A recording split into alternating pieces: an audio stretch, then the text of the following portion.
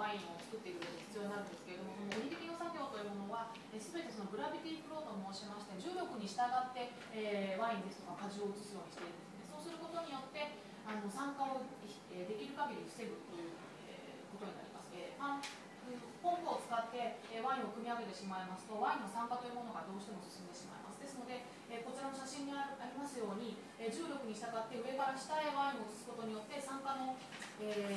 限度というものが非常に少なくて済むということです。で、今、大体25人ぐらいのスタッフがですね、こういった折り引きの作業に携わっております。で、これによって折りを取り除くということと、そのわずかではありますけれども、やはりワインに酸化を促すということ、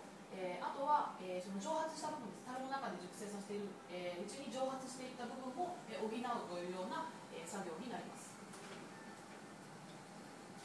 And so we are going to talk about the wines. First, we have to talk about the cava that we have had